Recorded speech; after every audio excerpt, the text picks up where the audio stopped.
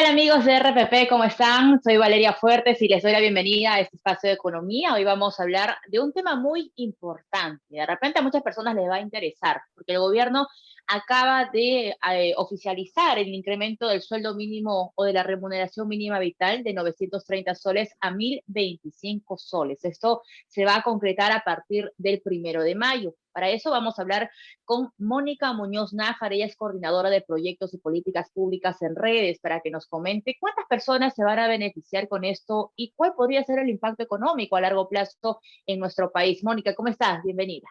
¿Qué tal? ¿Qué tal, Valeria? ¿Qué tal, amigos de RPP? Efectivamente, el día domingo se aprobó un decreto supremo haciendo este ajuste en la remuneración mínima vital, que justamente es, digamos, el precio que todos, o el salario que todos los trabajadores como mínimo deberían de recibir. Si hay un trabajador que a la fecha está ganando menos, a la fecha que entra en vigencia, que está ganando menos de 1025 soles, debería de empezar a ganar 1025 soles como mínimo.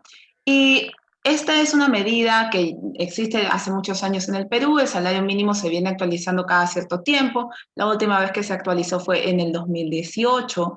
Y digamos, es una medida que responde a la necesidad de que haya un precio para el trabajo, digamos, el salario, un salario que nos indique cuánto es lo mínimo que debería de recibir un trabajador en el país.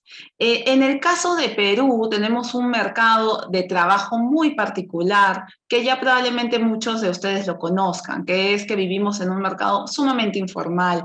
Tenemos alrededor de 76,8% de informalidad, según el último reporte del INEI, y eso hace que en verdad estas medidas laborales, que son límites legales, vayan a impactar a un grupo muy pequeño de gente, que es la gente que está básicamente en la formalidad.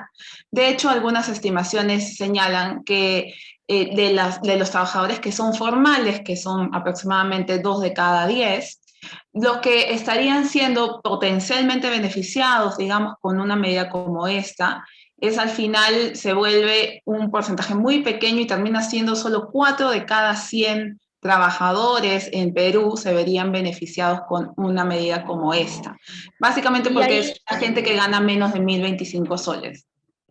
Mónica, claro, muchas personas cuando escuchan, ¿no?, esto de los candidatos presidenciales o cuando uno ya es presidente o presidenta y escucha este discurso de vamos a aumentar el sueldo mínimo y todos es como que explotan en alegría y dicen, bien, por fin.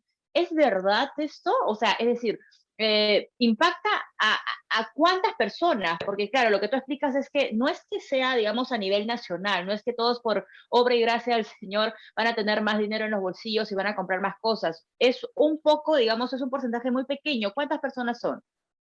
Sí, el Ministerio de Trabajo ha indicado que es 1,4 millones de trabajadores. La estimación real es que es menos de 1 millón de trabajadores. Y eso es considerando, digamos, en un escenario ideal, que es que todos los que están ganando menos de 25 y están en la formalidad, ojo, porque probablemente si alguno de ustedes gana menos de 1025 o conoce a alguien que gane menos de 1025, probablemente no sea formal.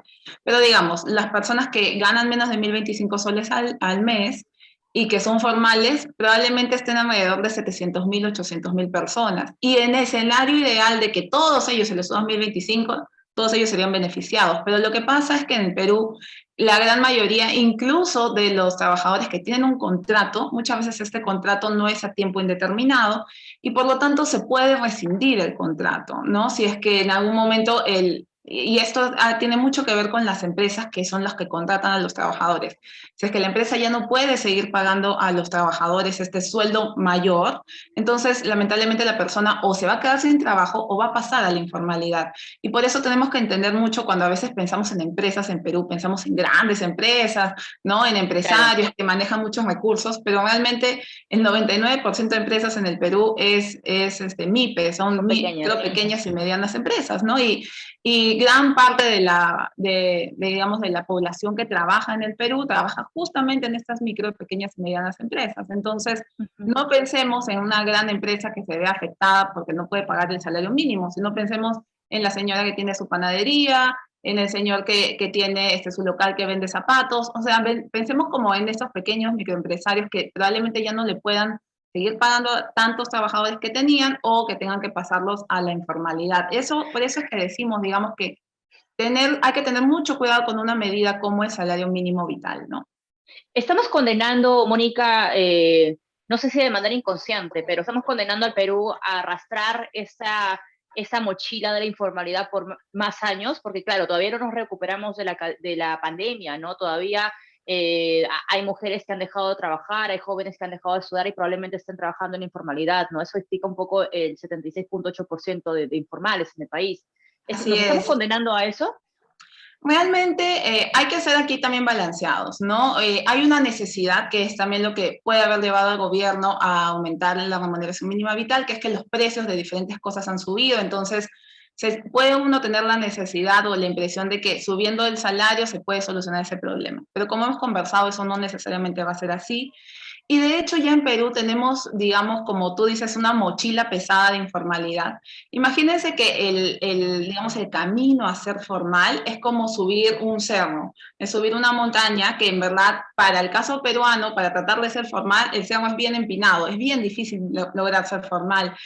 Las leyes laborales en Perú en total, cuando uno suma todas las leyes laborales, suman más de 2.000 páginas. Piensen en un microempresario que tenga que leer 2.000 páginas para saber cómo tiene que tratar a su trabajador, cómo lo contrata, qué seguro le pone, cuántas vacaciones. Es demasiado complicado, 2.000 páginas. Entonces, ya digamos, es un cerro elevado. Cuando uno le pone un salario mínimo que está por encima, digamos, de lo que se puede pagar, ese cerro ya se vuelve una pared prácticamente imposible de subir, ¿no? Entonces, probablemente en algunas empresas sí lo puedan afrontar, pero tenemos que pensar que eso es una medida a nivel nacional. En Huancavelica se paga igual que en Lima, igual que en Callao, igual que en Tumbes. Entonces hay algunas regiones, sobre todo las, digamos, que tienen más problemas de pobreza, ¿no? Como Huancavelica, Ayacucho, que no necesariamente tienen una actividad, digamos, de trabajo, un mercado de trabajo como muy dinámico. Ahí justamente el salario mínimo mete más distorsión porque es un salario alto para lo que se paga normalmente en la zona. Entonces, pensemos en que lo que estamos haciendo es, estamos dificultando aún más volvernos formales y sobre todo en estas zonas del país y en estas industrias del país donde en verdad no alcanza para pagar estos sueldos. ¿Y quiénes son los que se van a ver afectados de manera indirecta, digamos, con este aumento del salario mínimo vital? Porque claro, hay algunos que se van a llevar la peor parte. Entiendo yo que son los informales, pero ¿en qué rubro trabajan? ¿Quiénes son? ¿Son jóvenes? Sí, hay algunos estudios en Perú que tratan de ver estos efectos. Realmente, como mencionaba, los efectos muchas veces son mixtos, ¿no?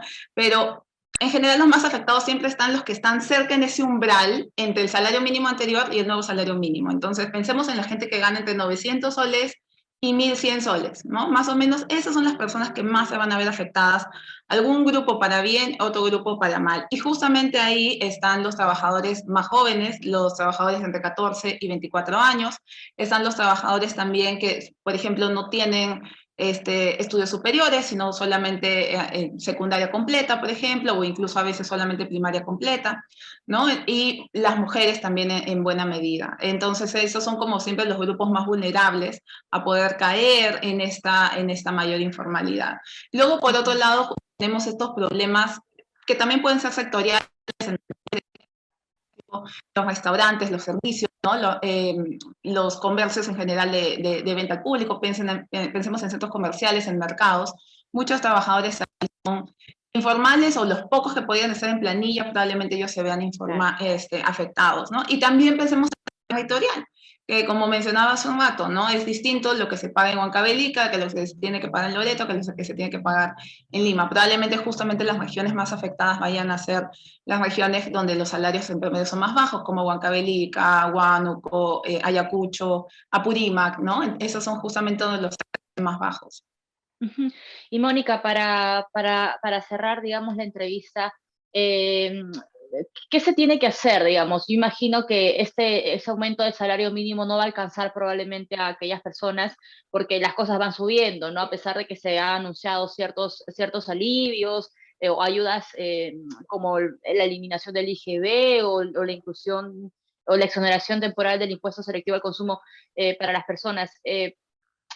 ¿Cuál es la salida que se tiene que hacer, digamos, si es que queremos que este bienestar llegue a más hogares, llegue a más trabajadores? Sí, primero, como digo, reconozcamos que hay gente que sí se va a ver beneficiada, pero como economía probablemente el balance sea negativo, ya obviamente lo dirá un poco los resultados, pero sobre lo que podríamos hacer, en verdad, no hay receta mágica, lamentablemente esto es como como cuando uno se tiene que tomar una medicina un poco fea, pero es lo único que lo va a curar. En este caso es promover más la inversión. Lo que crea más empleo en el Perú y en general en el mundo entero es la inversión privada. La inversión privada es la gran mayoría de la inversión a nivel nacional. De cada 10 soles, 8 soles son de inversión privada.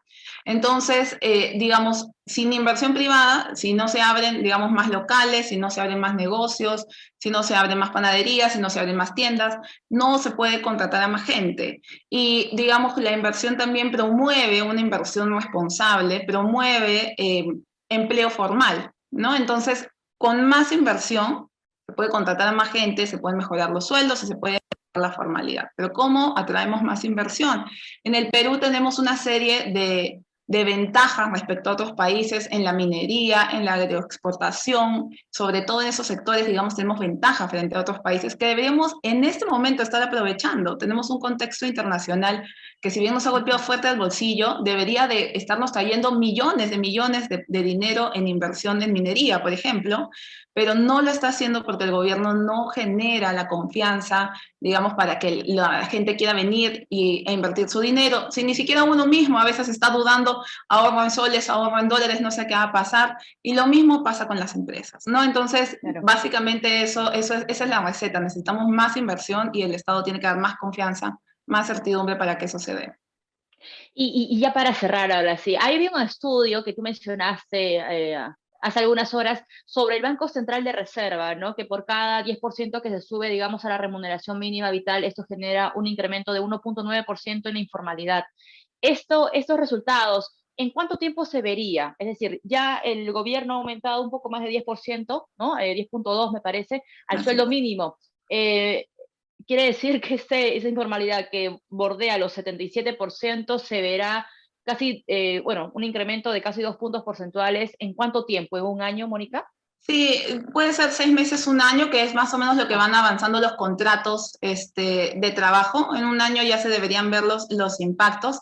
Ese estudio, de hecho, también estima que hay una caída también total del empleo de 2,5%. O sea, gente que ya sale totalmente de la fuerza laboral porque ya no encuentran más trabajo, ¿no? De nuevo, el contexto probablemente no es el mismo que el de ahora. Yo argumentaría que este contexto es peor, entonces ujú. probablemente los impactos sean más fuertes. Hay diferentes estudios, el Ministerio de Trabajo ha señalado que ellos han hecho su propio estudio usando la planilla formal y no han encontrado impacto. Sería muy interesante que publiquen ese estudio para que lo podamos ver y comparar con otros estudios. El economista Pablo Lavado también ha sacado recientemente una estimación. Él ha estimado que más o menos se va a perder en este rango que decíamos de 900 a 1000 soles, más o menos el 30% de trabajadores pasarían a la informalidad, ¿no? O sea, de todas estas personas que están acá, como 1 millón de personas que están acá, el 30% pasarían a la informalidad y solo el 70% se verían beneficiados. Entonces hay diferentes estimaciones.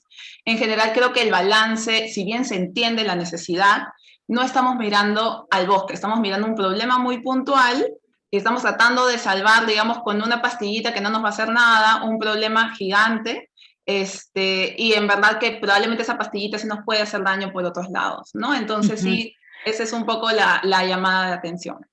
ujú. Mónica, muchísimas gracias por acompañarnos en este programa de economía. Mónica Muñoz Nájar, coordinadora de proyectos y políticas públicas en redes, estuvo con nosotros, amigos de RPP. Nosotros nos encontramos en otra oportunidad.